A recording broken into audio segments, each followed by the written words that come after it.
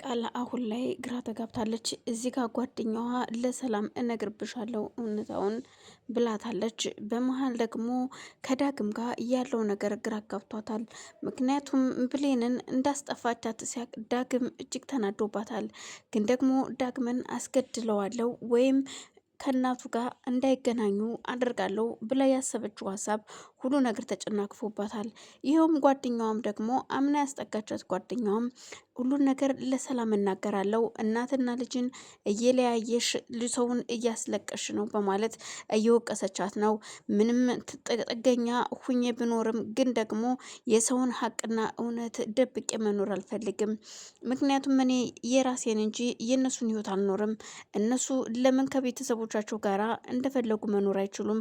አንቺ የገንዘብ ሰውና ገንዘብ ብቻ ነው የምታፈቅሪው፣ ሰው አታፈቅሪም በማለት ቃልን ትናገራታለች። ቃልም ሰላም ይሄን ሁሉ መስማቷን ባለማወቋ ሁሉን ነገር ብትናገሪም ምንም አይመስለኝም። እኔ የምፈልገው ነገር አንድና አንድ ነው። እሱም የሰላምን ንብረት ወደ እኔ ማዞር። ምክንያቱም ሁሉም ቅርጽ ላይ ስለተሞላሁኝ እዚህ በኋላ ወረቀቱን ሰላምን እንኳን ብገላት ማንም ሰው አለው የሚል የለም። ብሌንን ከዚህ ቤት ካባረርኩ ስለዚህ ማንም አያገባውም።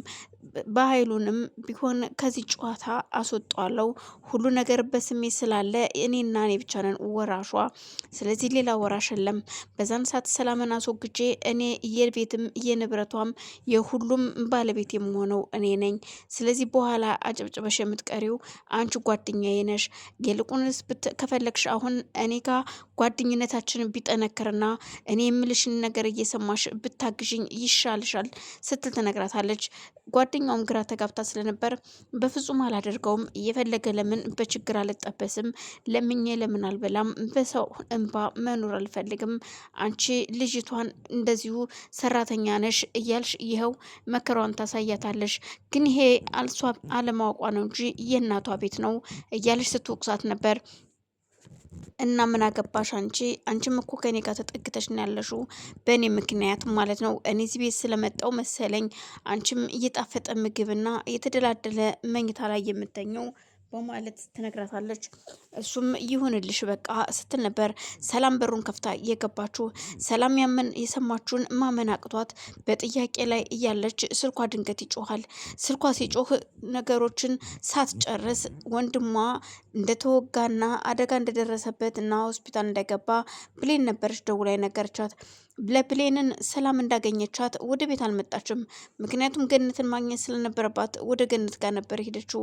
ግን ይሄን ነገር ስትሰማ ማመን ያቅታታል።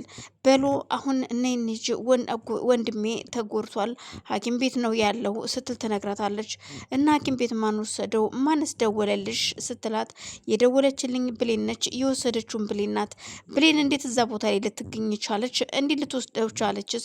በማለት ስጠይቃት አንቺ ብሌን እንዳንቺ አይነት ይሁዳ አይደለችም። ብሌን ማለት አይምሮ ያላትና እየበሰለች ልጅ ነች። አንቺ ለገንዘብና ገንዘብ ብቻ ነው የምትሮጩ፣ ሰዎችን ለመጣል ነው የምትሮጩ ስትል ሰላም ቃልን ትናገራታለች። እናቴ እየተናገርሽኝ እንደሆነ ግን ገብቶሻል? ለአንድ ለማትረባ ገረድ እያልሽ በሷን እኔ የሆነ ነገር ስናገር አንቺ እየተናገርሽኝ ነው ትላታለች። አሁን ወሬ አይደለም የምፈልገው፣ ተንሽ እንሂድና ወንድሜንን ጠይቀው በማለት ሁሉም ተነስተው ይሄዳሉ። ብሌን በኃይሉ ጋር ሄዳ ሆስፒታል ካስገባችሁ በኋላ ለገነት ደውላ ዳግምን አንቺ ጋር እንዲሆንና አብራችሁ ሁኑ በማለት ትነግራታለች። ልጄ ሰውየው እንዴት ሆነ? እንዴት ነው ነገሩ? ስትላት እማዬ በኃይሉ ደህና ነው፣ አሁን ላይ በጣም ሰላም ነው። እኔም እዛው ነው ያለሁት፣ እየጠበኩኝ ነው። እቤት ደውዬላችኋለሁ፣ እነ ሰላምም እየመጡ ነውና እነሱ ስለሚመጡ እኔ ልመጣ እችላለሁ። ደግሞ በኃይሉ ደግሞ እንደማይከሰው ነግሮኛል። እሺ በማለት ስትነግራት እውነትሽን ነው ልጅ? አዎ እውነቴን ነው፣ አይከሰውም ትላታለች። እጅግ ደስ ብሏት ስለነበረ እናትየዋም በጣም ደስ ብሏት ትነግረዋለች። እሱም ካጠገቧ ስለነበረ እናቴ ምንድነው ያለችሽ ብሌን ሲላት፣ ዳግም ልጄ ያው በኃይሉ እንደማይከስክ ነው የነገረችኝ።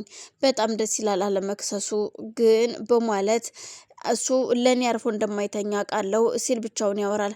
ልጄ ምን ነው? አይ ምንም እናቴ፣ በቃ እኔ የሆነ ምግብ መስራት አለብን እና ምግብ እንስራና እንብላ ሲላት፣ ወጥ እኮ አለ ደግሞ እኔም ልስራና እኔ ሰራሁትኝንም አንቺ ሰራሽውንም በጎን በጎን አድርገን እንበላለን በማለት ሽንኩርቱን እየከታተፈ ለእናቱ ለገነት ወጥ ለመስራት ጉድ ጉድ ይላል።